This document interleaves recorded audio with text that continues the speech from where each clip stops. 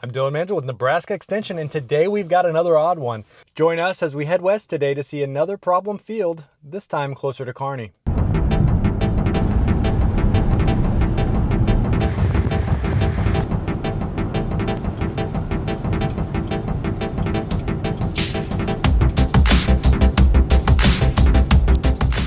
We're pulling into the South Central Ag Lab for their annual summer field day today. So we're gonna demo some plots, what we have left out here after the hail and all. We're gonna give an update on the hail field. It's a nice morning out here. This is gonna be a great day.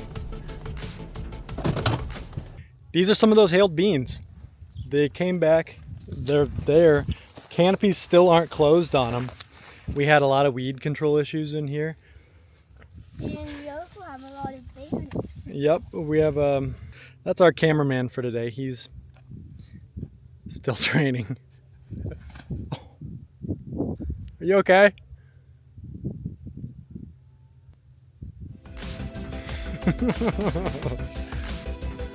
The beans came back all right though, so we're gonna go get set up for this field day. It's B's first field day.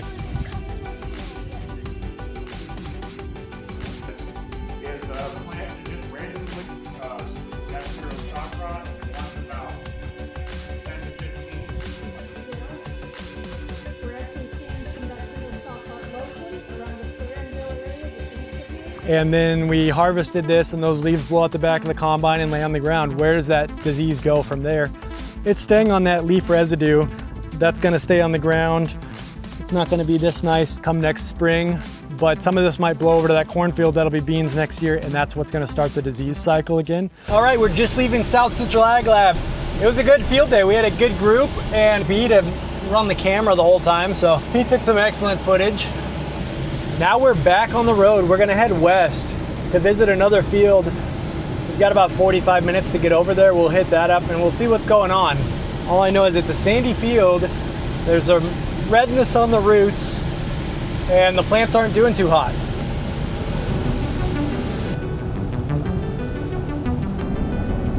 Got some little sand hills here. We're on a minimum maintenance road country out here. All right, we're going out to this next field. It's a sandy field. Canopies aren't closed. They're behind.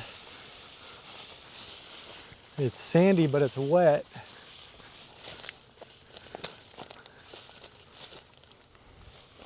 We'll go find the worst looking part we can find. So we're in the field and we found areas where we're just not filling out. The plants look sluggish. This is a sandy soil, but we've got irrigation, so it's wet,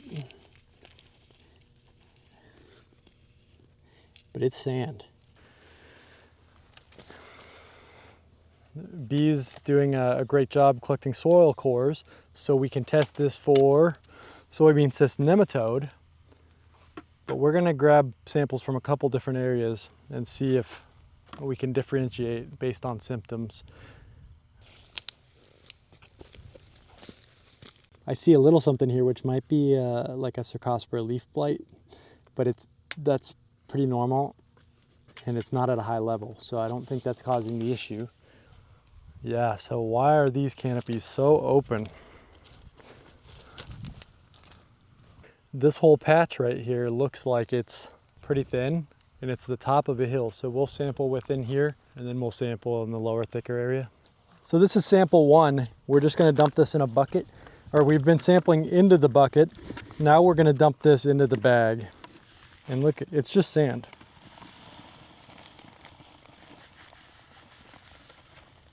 So that's a good sample size. We're filled up to about here. This is the bad area of that field. We'll now go find a good, healthier looking area and we'll take a sample from there to see if there's a difference.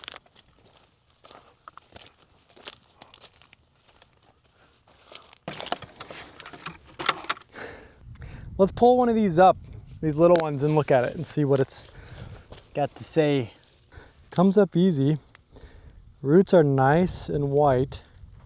Yeah, maybe a little bit of something down there. But I mean, overall, that's a decent root. So this is a healthier area. I'm gonna pull soil samples here. And the first thing I notice is We've got different soil here. There's soil here. Up there it was all sand. We got a little more to work with here. It's a lot harder here, but look at those cores. They're sticking together better.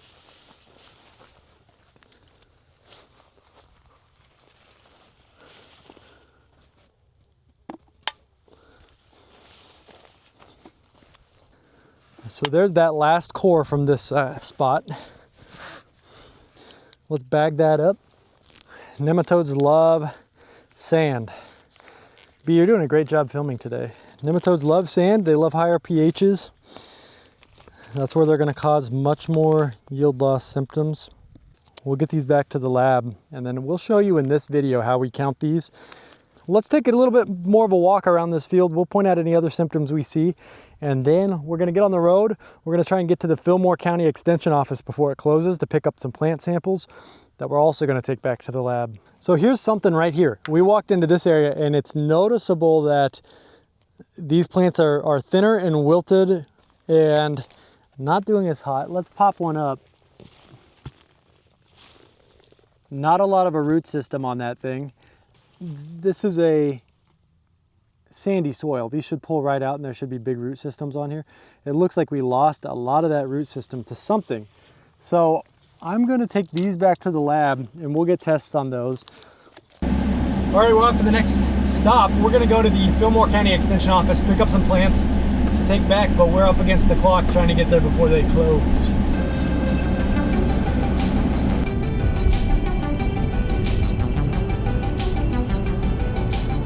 Really see stress on these beans now. It's hotter and it's drier and it's sandier. And these beans are mad! Look at this! Why are they so wilty? It's water. Alright, we just made it out of Fillmore County Extension Office. It's a great little office. And we've got new plants. There's fungus here on these stems. But we've also, more alarmingly, got these sudden death syndrome foliar symptoms. So we'll take this back to the lab. We've got 2 samples to take back. We'll get them back there tonight. We'll start to take those apart and see what we've got to work with. All right, back on the road. Look at him now, he's coming right at us. He's coming right at us.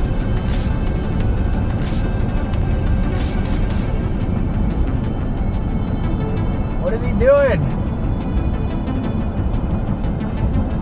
Holy mackerel!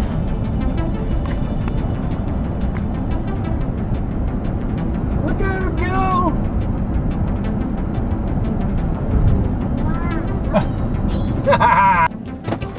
All right, back at it again today. We're heading in early so we can get in the clinic before things get busy and before we kick off our live Scout Nebraska field day. All right, Kyle. We've got plants from the field. 2 samples from 2 different parts of the state, ranging from Kearney to Geneva. So that's Kearney. No foliar symptoms. First thoughts, look at that nub root. Yeah. It's not good. It's almost like it lost the taproot previously and then started to try to regrow some root hairs to reestablish connection with water. The field was 100% sand.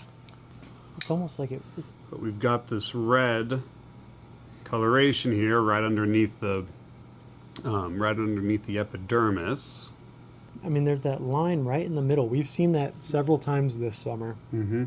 Something fungal. The color makes me think Rhizoctonia combined with the sandier conditions. But also, that doesn't look like a rot. It was like sheared off. Yep. I pulled these ones because they were in an area where 3 or 4 plants in a row looked more water stressed and worse off than everything else. What eats soybean roots? And lives in sand. Uh-huh.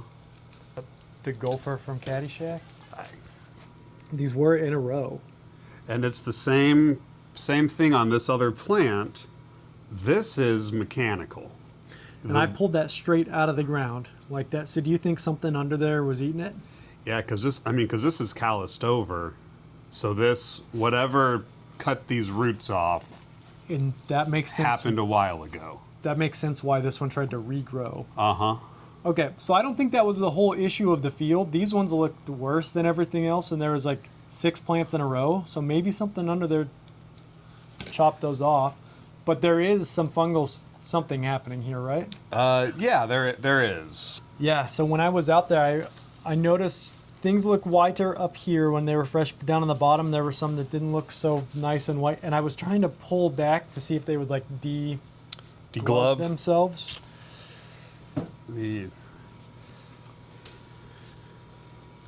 When I think of things that rot a taproot, my brain goes to fusariums first. And so, yes, we have some rot on the roots, but inside looks Not pretty really. good.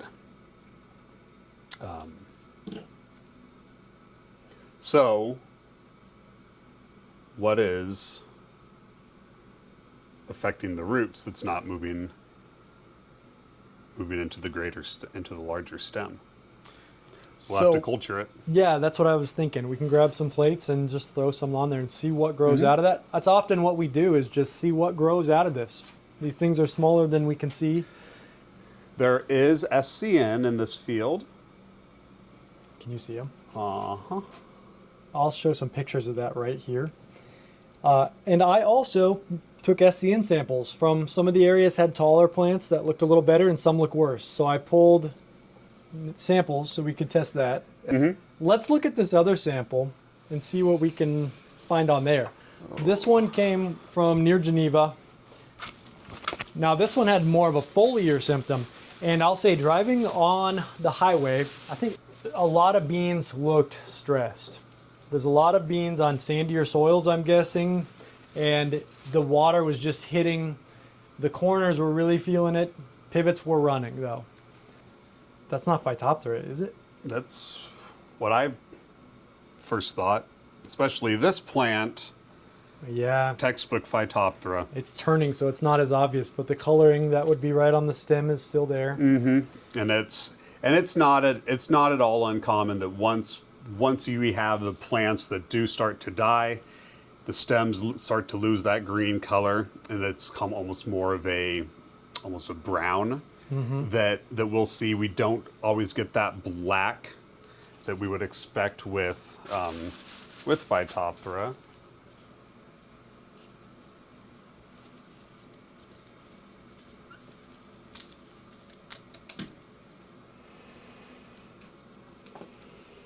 We got all kinds of stuff going on.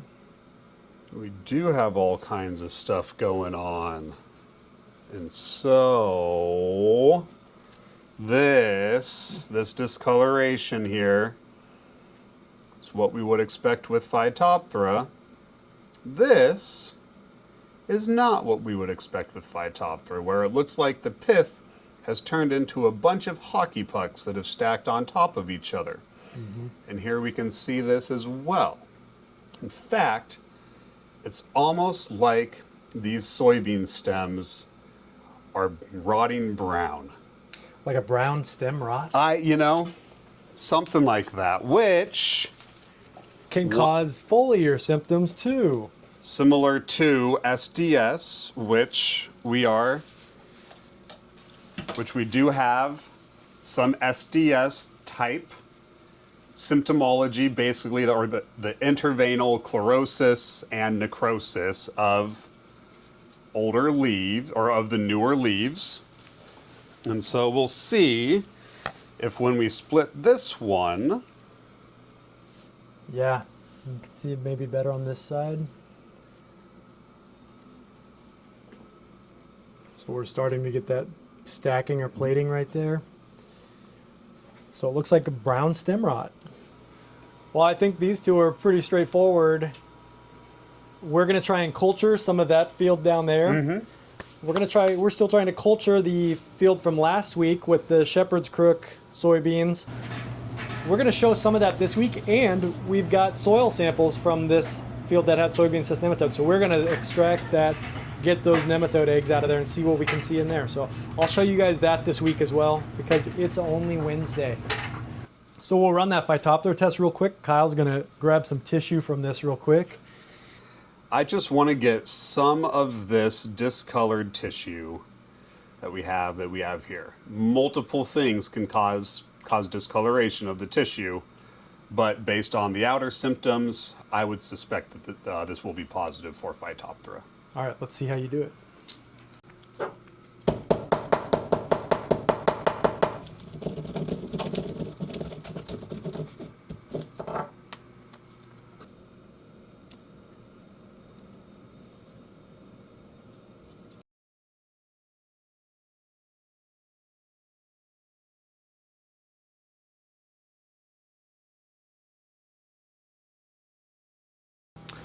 So this is the tote from the other day of the shepherd crook sample.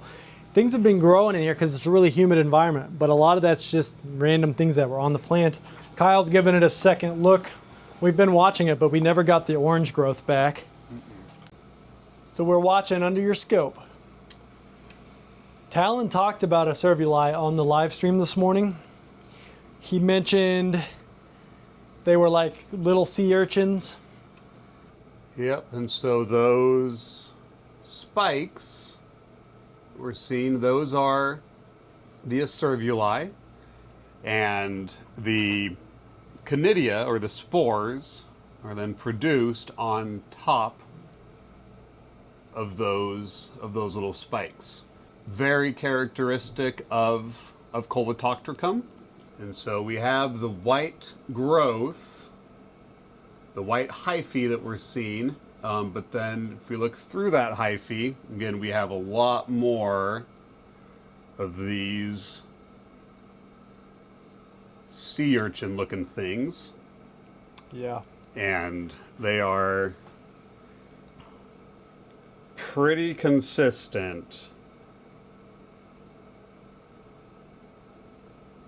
on the stem. And actually, here we have more, and we are getting masses. They're not orange, but we are getting masses of stuff forming around those acervuli. Looks like Anthracnose on soybeans. Awesome. Well, thanks for looking with us, Kyle. Thanks for the update.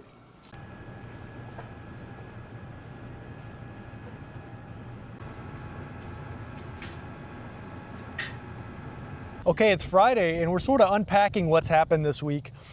We had several field days. We're actually at our fourth field day this week. We've got a couple fields that we visited and we took those apart and we identified what was going on there. It ended up being Phytophthora in one field, some brown stem rot as well, and then we had a field with pretty bad soybean cyst nematode, and that's not the only call we've gotten. We've actually had other ones off camera where samples have come in and they're high levels of soybean cyst nematode, especially in those sandier fields.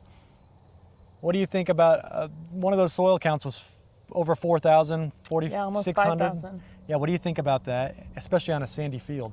I think that because there's so much sand, an egg count like that is going to do a lot more damage than what you'd have in a field with significantly less sand. Yeah. And I didn't introduce Olivia. She's been in a lot of our other videos. So this is Olivia Dooley. She's a researcher at UNL working on soybean cyst nematode.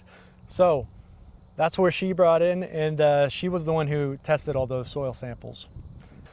Overall, Nebraska's looking pretty good right now. We've got a lot of healthy looking beans out there, but this is the part where it turns and we start to see any of the problems that are on those beans. For example, in this plot right behind me, we can start to see some, what looks like sudden death syndrome showing up in these plants. And we've had pretty bad sudden death syndrome in these demo plots before.